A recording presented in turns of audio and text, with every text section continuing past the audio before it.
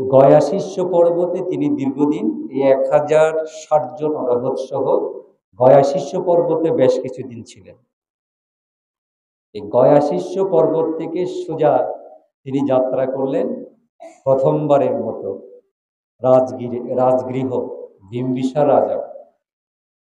তখন এই যে মগধ ছিল, বিম্বিসার রাজা, বুদ্ধ তো কথা দিয়েছিলেন ওনাকে, আপনারা নিশ্চয়ই শুনেছেন আগে, যে সংসার ত্যাগ করার পরে তিনি এদিকে ওদিকে যেতে ঘুরতে ঘুরতে যখন সর্বশেষ সিদ্ধার্থ রাজগৃহে গিয়ে উপনীত হয়েছিলেন, সেখানে ঘটনাচক্রে রাজা বিম্বিসারের সাথে দেখা হয়েছিল।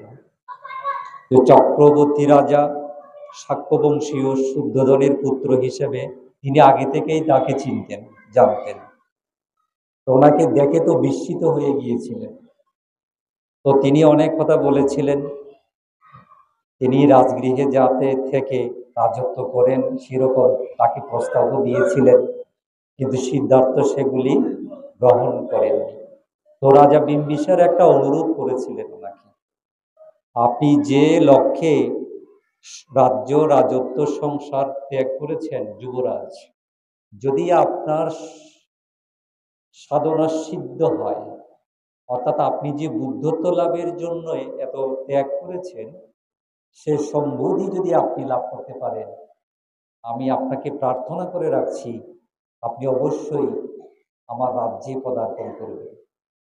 তো সিদ্ধার্থ ওনাকে কথা দিয়েছিলেন, আমার লক্ষ্য যদি পূরণ হয়, সত্যি যদি আমি আমার সাধনায় সিদ্ধি লাভ করতে পারি, আমি অবশ্যই আপনার রাজত্বে, আপনার রাজ্যে আমি আসব। কথা দিয়েছিলেন 6 বছর আগে। 6 বছর পরে সে কথা রাখছেন বুদ্ধ। পর্যায়ক্রমে তিনি পর্যটন করে করে, পর্যটন মানে ঘুরে ঘুরে যেখানে যেখানে যাওয়ার সেখানে গিয়ে গয়া শিষ্য পর্বত থেকে অবশেষে তিনি 1060 জন অরাহত নিয়ে রাজগৃহ অভিমুখে যাত্রা করলেন পদচারণায়।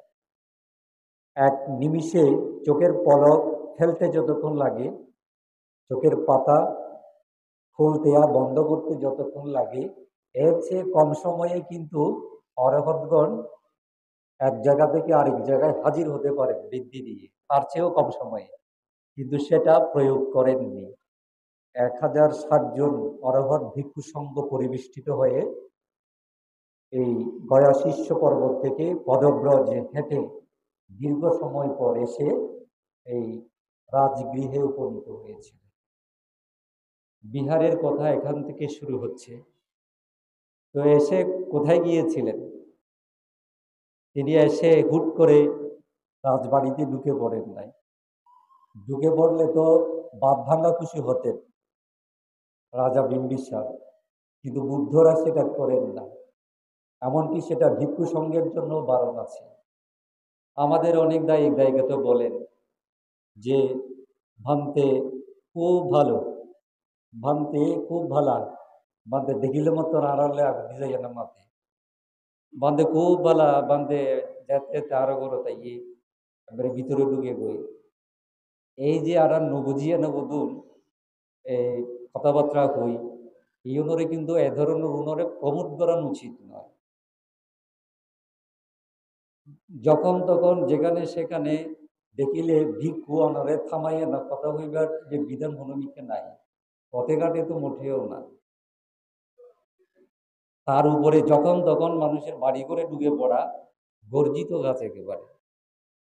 বুদ্ধ স্বয়ং নগিত, ভিক্ষু সংকরও মানা করত, কিন্তু কালের পরিবর্তনে ইউনের মানুষ প্রশংসা বেশি করে, অমাভান্তে বেশি মাতে, দেখিলে একবার নামাতি নদেব এক ভালো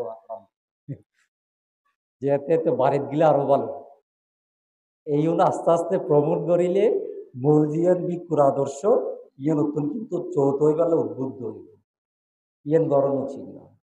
ভিক্ষুরে প্রব্রজিতর সামনে সংসারের সুখ বর্ণনা করা উচিত নয়। গৃহীর দায়িত্ব, সুখে আছে, ভালো আছে, আরামায় এসে আছে, এরপরও সংসারের সুখ তারার কাছে বর্ণনা করা উচিত নয়। অকারণে অকারণে এই বাড়ি ঘরে যাইবেলা হন উচিত নয়, আরো অনেক বিধিবিধান আছে। সেই জায়গায় নিজ থেকে যদি বিনা ফাঁকে বিনা আমন্ত্রণে কণিকার সঙ্গদানে ধর্মীয় অনুষ্ঠানে গিলে আপত্তি বলে হয়। প্রত্যেকটা কদম পদব্রজে যত কদম বাড়ি আরা ফেলিয়া না কোনো বাড়ি যায়, তত প্রতি পদক্ষেপে আপত্তি বিকৃতি। যদি বিনা ফাঁকে কণিকার অনুষ্ঠানে যায়, যদি খাদ্যভোজ্য গ্রহণ করে প্রতি গ্রাসে আপত্তি। সে কারণে বিনা নিমন্ত্রণে তো কণিকার অনুষ্ঠানেও যাওয়া নিষেধ। সে জায়গায় যদি যখন তখন কণিকার বাড়ি ঘরে ঢুকে পড়ে, মারাত্মক। এই অনুরে আসলে ধরনের বলেও যদি কেউ করে, উৎসাহিত না করা উচিত। তো বুদ্ধ যাইয়ে না রাজবাড়ির মধ্যে কিন্তু নো ঢুকে। বুদ্ধ কি করলেন বলা হচ্ছে যষ্টি উদ্যান।